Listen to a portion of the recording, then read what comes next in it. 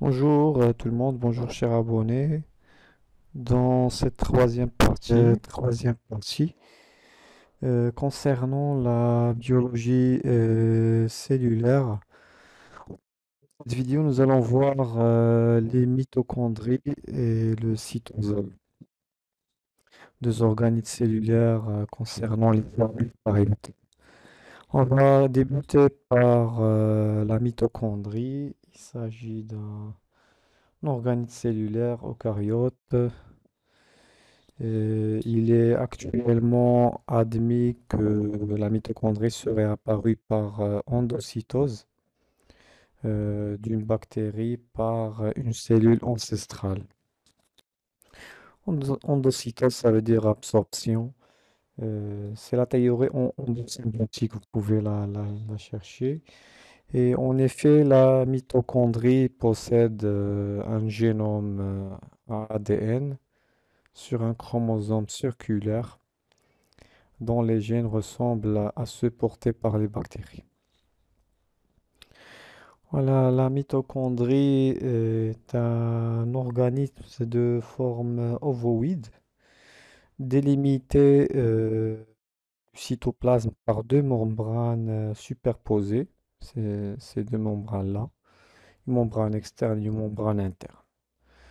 Voilà, la membrane externe ou la présence de nombreuses porines qui sont des protéines en forme de canaux permettant le passage des molécules.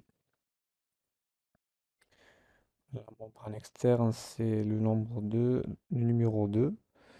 Et une membrane interne, numéro 1, qui est repliée de telle façon à créer de nombreuses invaginations qui augmentent la surface de la membrane sans accroître le volume de la mitochondrie. C'est sur cette membrane interne que sont localisées les usines de la respiration cellulaire. Ouais, une mitochondrie, elle mesure de 1 à 10 micromètres de long.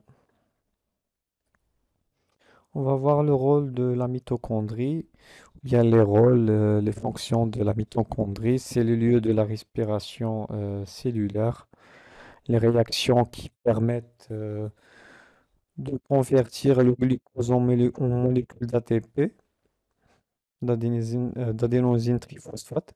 Ce processus comprend plusieurs étapes dans le cycle de Krebs qu'on va voir en détail dans une autre vidéo normalement.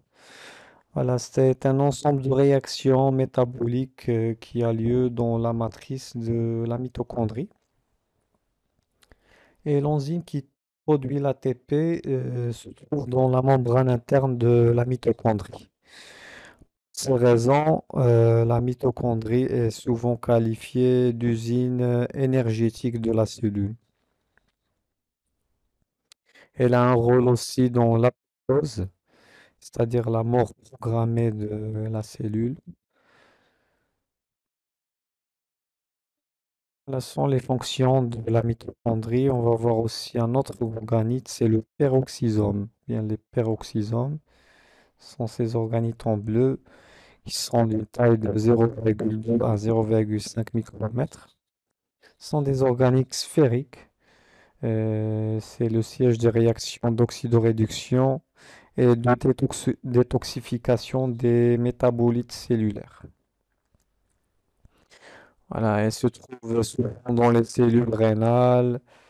Ça permet voilà, d'éliminer les produits toxiques tels que l'alcool ou d'autres éléments. Alors, on va voir le cytosol. Voilà, le cytosol, c'est le liquide en bleu ou bien le gel en bleu. C'est le liquide présent à l'intérieur des cellules qui entourent les organites et les inclusions cellulaires. Il est composé de sels minéraux et des molécules organiques et de protéines en solution. Il est appelé parfois hyaloplasme ou encore matrice intracellulaire.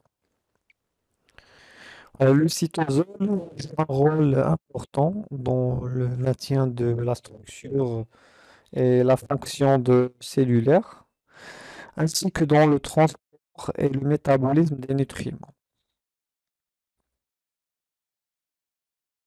Et il est également le site de nombreuses réactions enzymatiques et de la synthèse des protéines. Voilà, parmi les fonctions, il y a le stockage des macromolécules molécules dans le cytosol, qui permet à la cellule d'avoir rapidement accès à des molécules essentielles sans nécessiter une synthèse constante. Voilà, c'est comme un réserve de nutriments. Il joue un rôle aussi dans la glycolyse qui débute dans le cytosol. Voilà, il se déroule dans le cytosol. La glycolyse, c'est la transformation de glucose, ou bien sa dégradation en énergie qui débute. Cette étape se déroule dans le cytosol. Voilà, je vous dis à très bientôt dans une autre partie. On va voir d'autres organismes cellulaires. Normalement, dans la prochaine vidéo, je vais parler du cytosquelette et d'autres organismes qu'on va voir. Voilà, n'hésitez pas à liker, laisser vos commentaires, vos avis. Abonnez-vous aussi pour voir plus de tutoriels. Excellente journée.